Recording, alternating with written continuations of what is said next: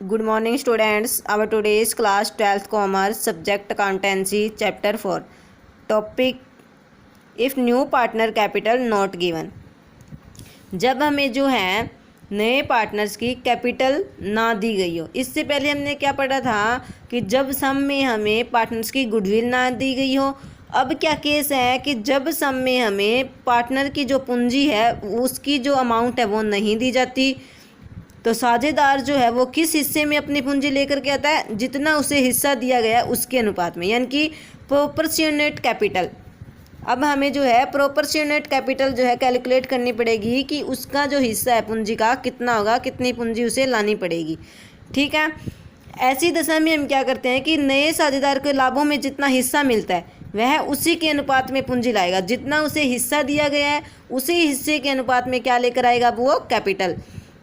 पूंजी की जो गणना है, हम जितने भी हमें एडजस्टमेंट दी होगी और जो भी हमें रिवैल्यूएशन करना है उसके बाद हम करेंगे। फॉर एग्जांपल सभी समायोजन और पुनर्मूल्यांकन, मान लीजिए हमने सारी एडजस्टमेंट कर ली, रिवैल्यूएशन अकाउंट है वो भी हमने तैयार कर लिया। उसके बाद हमें ए और बी जो न्यू पार्टनर है उनकी पूंजी कितनी आई है, 24,000 और 16,000 आई है। तो 100 का हिस्सा कितना दिया है हमने, 1/5। इसके लिए कितनी पूंजी उसे लानी होगी, 100 को अगर हम 1/5 भाग देते हैं तो ए और बे का भाग कितना बचेगा, 1 - 1/5 करेंगे तो 4/5 बचेगा ए और बे का।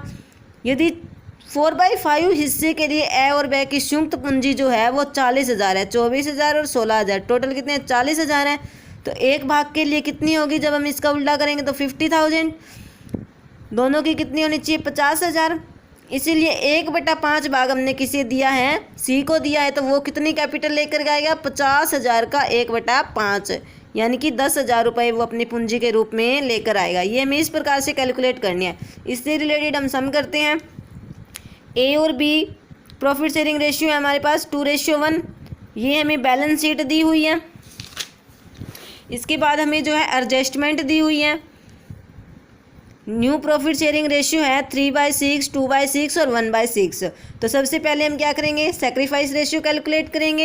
ये हमें वर्किंग नोट में दिखाया गया है। सेक्रीफाइस रेशियो ए ने किया है 1/6, बी का जो सेक्रीफाइस रेशियो वो क्या है, नील है। तो जो भी ख्याति लेकर के आएगा नया पार्टनर वो कौन लेगा, ओनली ए ही लेगा। आगे में एडजस्टमेंट दी हुई है, सी 10,000 ख्याति के अपने हिस्से के लिए नगद लाता है। तो नगद के लिए हम क्या करते हैं, हमें जर्नल एंट्रीज बनाने के लिए नहीं कहा गया है। हम ओनली जो गुडविल है वो कैपिटल अकाउंट में सीधा ही उस ओल्ड पार्टनर के कैपिटल अकाउंट में ट्रांसफ़र करेंगे। जिसने जो है ओनली सेक्रीफाइस किया है उसी के अकाउंट में हम ट्रांसफ़र करेंगे। प्रीमियम फॉर गुडविल सेक्रीफाइस किसने किया, ओनली ए ने, 10,000 रुपये। संदिग्ध ऋण आयोजन को 2,000 से घटाना है। एक पुराना टाइपराइटर है जिसका मूल्य कितना है, 2,600। यह पुस्तकों में नहीं लिखा हुआ है, इसे अब पुस्तकों में लिखना है। ये क्या हमारी अनरिकॉर्डेड लाइबिलिटी है।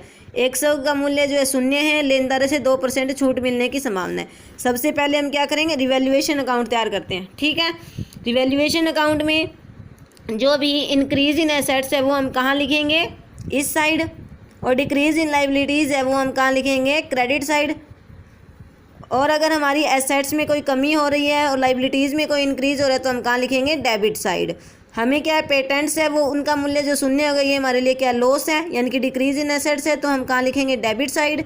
प्रोविजन फॉर डाउटफुल डेट्स, ये क्या है, 2,000 से कम करना है। हमने 3600 का जो है बनाया हुआ है प्रोविज़न, अब इसे क्या करना है, 2,000 रुपये से कम करना है हमें। 3600 में से 2,000 कम करेंगे तो ये क्या हमारे लिए प्रॉफिट हो रहा है। इसी प्रकार से एक अनरिकॉर्डेड एसेट्स है, ये हम यहाँ दिखाएंगे। Provision for discount on creditors, creditors को जब हम पे करेंगे तो हमें कुछ डिस्काउंट मिलने की संभावना है, तो ये क्या हमारे लिए प्रॉफिट है, इसे हम कहाँ दिखाएंगे, क्रेडिट साइड। तो ये हमारा रिवैल्यूएशन अकाउंट का प्रॉफिट आएगा जो हम ए और बी के कैपिटल अकाउंट में ट्रांसफ़र करेंगे। किस रेशियो में, ओल्ड रेशियो में। उसके बाद हम कैपिटल अकाउंट तैयार करेंगे। ठीक है, ए और बी की जितनी कैपिटल हमें बैलेंस शीट में दी गई है वो बैलेंस हम नीचे लेके आएंगे। उसके बाद में हमें जो है रिज़र्व दिखाया गया, ये रिज़र्व किसके हिस्से में जाएगा, ए और बी के हिस्से में। किस रेशियो में, 2:1 में। तो रिज़र्व फंड ए और बी का 8,000 और 4,000। इसी प्रकार रिवैल्यूएशन से कितना ट्रांसफ़र हो रहा है, 2,000 और 1,000। उसके बाद जो प्रीमियम गुडविल लेकर के आया, प्रीमियम फॉर गुडविल ओनली ए ने त्याग किया तो उसके हिस्से में जाएगा। तो ये हम इन दोनों का बैलेंस निकाल लेंगे हम। तो बैलेंस कैरी डाउन, कितना बैलेंस आ गया ए और बी का, 60,000 और 35,000। सी न्यू पार्टनर है, इसका हमें जो अभी तक कैपिटल पता नहीं है, तो हम एक बार यहाँ इनका टोटल कर लेंगे। फिर नेक्स्ट इसी कैपिटल अकाउंट को चालू रखते हुए हम क्या करेंगे, बाय बैलेंस ब्रॉट डाउन जो हम नीचे लेके आएंगे 60,000 और 35,000 ए और बी का। ठीक है, तो अब इन पहले हम जो है सी की कैपिटल निकाल लेते हैं, उसके बाद हम हमारा एक्चुअल बैलेंस जो है वो शो करेंगे। जो है हमें सी की कैपिटल नहीं दी गई है, उसका प्रॉफिट में हिस्सा कितना है 1/6। तो 1 में से जब 1/6 माइनस करेंगे तो कितना आएगा 5/6। ये 5/6 किसका है, ए और बी का। तो 5/6 भाग के लिए पूंजी कितनी है 60,000 और 35,000। सारी एडजस्टमेंट करने के बाद कितनी आई हमारी 60,000 और 35,000। ये वाली वैल्यू लेंगे हम, ना कि जो बैलेंस शीट में दी गई है वो। सारी एडजस्टमेंट को करने के बाद जो कैपिटल इनकी आएगी उसको ऐड करेंगे। कितना आया 95,000। जब हम इस 95,000 में 1 भाग के लिए निकालेंगे तो 5/6 के लिए 95,000 है, 6/5 के लिए कितनी है 1,14,000। इस प्रकार जो हम सी का निकालेंगे 1/6 भाग के लिए कितनी पूंजी लेकर आनी होगी 19,000 रुपये उसे जो है लेकर आने होंगे। तो अब हम यहाँ कैपिटल तो नगद में ही आएगी, तो बाय बैंक करेंगे। सी की जो कैपिटल है वो 19,000 लेकर के आ रहा है वो नगद में, तो हम इस साइड दिखाएंगे। और उसकी कैपिटल बैलेंस जब हम कैरी डाउन करेंगे तो ये 19,000 जो हमारे यहाँ आ जाएंगे। तो तीनों का बैलेंस जो है कैपिटल अकाउंट्स का हमारे पास आ गया है। ये हम कहाँ दिखाएंगे बैलेंस शीट में। अब हम अपनी ओपनिंग बैलेंस शीट तैयार करेंगे। सबसे पहले जो हमें बैंक में कितना पैसा हमें दिया हुआ है, पहले कुछ नहीं दिया हुआ है, तो हमारे पास कुछ ना कुछ आया है। जैसे कि सी जो है ख्याति लेकर के आया, पूंजी लेकर के आया 10,000 ख्याति के, 19,000 कैपिटल के। हमें क्या है ओनली बैंक ओवरड्राफ्ट दिया हुआ था, ये रहा 15,000। तो बैंक ओवरड्राफ्ट है, हम यहाँ माइनस कर देंगे। टोटल हमारे पास बैंक में कितना पैसा है अब 14,000। तो यहाँ हम बैंक में 14,000 रुपये शो करेंगे। डेटर्स कितने दिए हुए 40,000 के। प्रोविज़न जो है पहले 3600 का बनाया हुआ था, लेकिन 2,000 हमने इसमें से माइनस कर दिया है। तो 3600 में से जब 2,000 जाएंगे तो कितने बच गए 1,600। तो ये माइनस करके हम दिखाएंगे 38,400। इसी प्रकार स्टॉक में कोई चेंज नहीं है, बिल्डिंग में कोई चेंज नहीं है, मशीनरी में कोई चेंज नहीं है।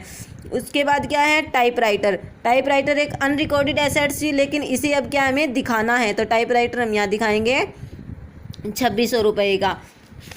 यहाँ हमें जो है पेटेंट्स दिखाए गए थे, लेकिन हमें एडजस्टमेंट में क्या कहा गया कि इसकी वैल्यू जो अब 0 है। तो यहाँ हमने पेटेंट्स को शो नहीं किया है, क्योंकि ये जो है 0 हो गए हैं, इनकी कोई वैल्यू नहीं रह गई है। इस साइड हम क्या दिखाएंगे क्रेडिटर्स 20,000 के दिए हैं। हमें जो है रिवैल्यूएशन अकाउंट तैयार करते इसमें कहा गया था कि 2% जो है छूट मिलने की संभावना है। तो 20,000 का जो 2% छूट है, जो डिस्काउंट है, वो हम यहाँ लेस करके दिखाएंगे। और कैपिटल का बैलेंस हमने अभी निकाला है वो यहाँ शो कर देंगे। दोनों साइड का जो टोटल है वो मैच करेंगे। अगर इक्वल आ रहा है तो हमारा सम जो है बिल्कुल ठीक होगा।